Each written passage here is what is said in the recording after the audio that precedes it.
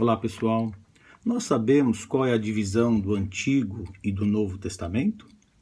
Às vezes a gente pensa que antes de Mateus é Antigo Testamento, né?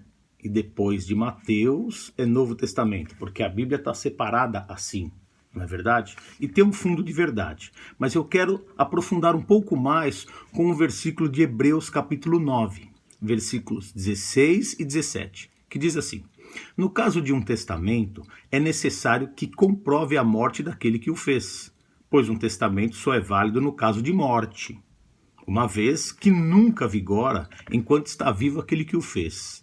Então observe que Deus está nos ensinando através desses dois versículos, que a divisão dos testamentos é a morte do Senhor Jesus Cristo.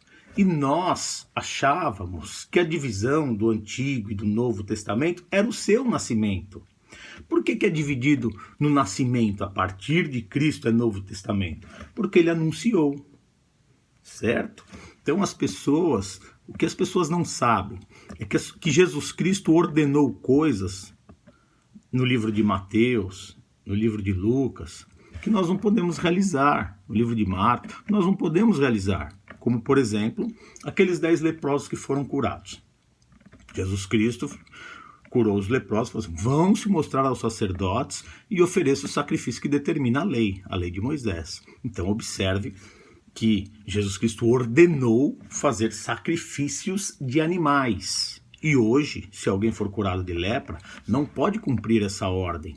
Por quê? Porque Jesus Cristo estava vivo. E quando ele morre, ele entra no lugar de todos esses sacrifícios. Ele é o sacrifício perfeito.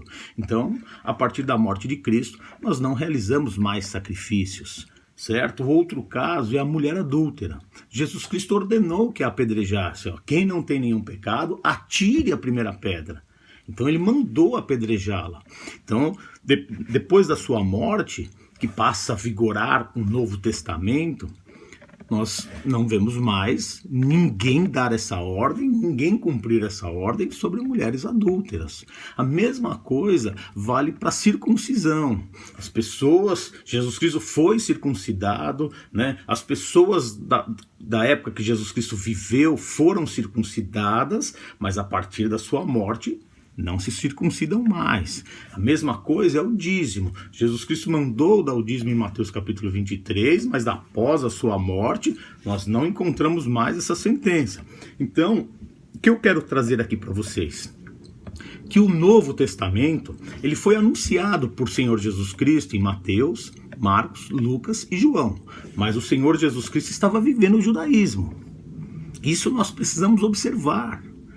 Por quê? Para a gente não misturar as duas coisas. Peraí, eu preciso odiar o meu inimigo ou preciso amá-lo? Eu apedrejo ou não a mulher adúltera se eu não tiver nenhum pecado? Eu dou dízimo ou não dou dízimo? Eu sou circuncidado ou não sou circuncidado? E outras coisas que as pessoas acabam misturando por não prestar atenção nesse versículo de Hebreus, capítulo 9, versículos 16 e 17. Eu vou repetir.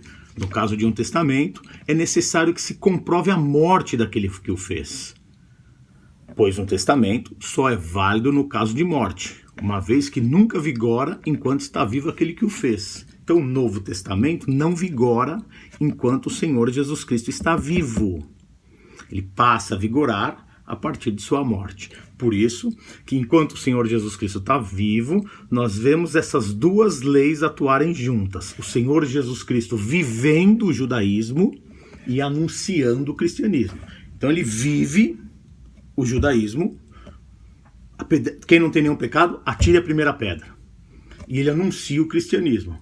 Aí ninguém apedrejou. Aí Jesus Cristo vira e fala assim: ninguém te executou? Não, nem eu tampouco. Vai e não peques mais. Olha a ordem, ó. Vai e não peques mais. Uma outra chance que é cristianismo. Correto? O dízimo é a mesma coisa. Nós vemos o Senhor Jesus Cristo falando em Mateus 23 para os judeus darem o dízimo da hortelã, do do cominho, não é mesmo? E nós vemos o Senhor Jesus Cristo mostrando que um dizimista não foi para casa justificado em Lucas capítulo 18, versículo 10. 2 homens subiram ao monte para orar, um era dizimista e o outro não. O outro foi para casa justificado. Esse que era dizimista não foi para casa justificado. Então nós vemos o Senhor Jesus Cristo vivendo o judaísmo e anunciando o cristianismo, no caso de Lucas capítulo 18, versículo 10. Então nós vemos o próprio apóstolo Paulo, escrevendo em Gálatas capítulo 5, ele disse assim, ó: portanto, permaneçam firmes e não se deixem submeter a um jugo de escravidão. Ouçam o que eu, Paulo, lhes digo: caso deixe-se circuncidar, Cristo de nada lhes valerá. O que é circuncidar aqui? É cumprir a lei. Caso vocês queiram cumprir a lei para serem justificados, Cristo de nada lhes valerá, porque nós precisamos da justificação de Cristo. A nossa justificação não é válida. Quando nós queremos nos justificar, nós inutilizamos a justificação do Senhor Jesus Cristo para as nossas vidas. É isso que o apóstolo Paulo disse aqui em Gálatas capítulo 5, do versículo 1 ao 4. Espero poder ter ajudado vocês. Deus abençoe. Até o próximo vídeo. Quem gostou, dá um joinha aí. Quem não gostou, dá um não joinha aí. E vamos que vamos. Deus abençoe a todos.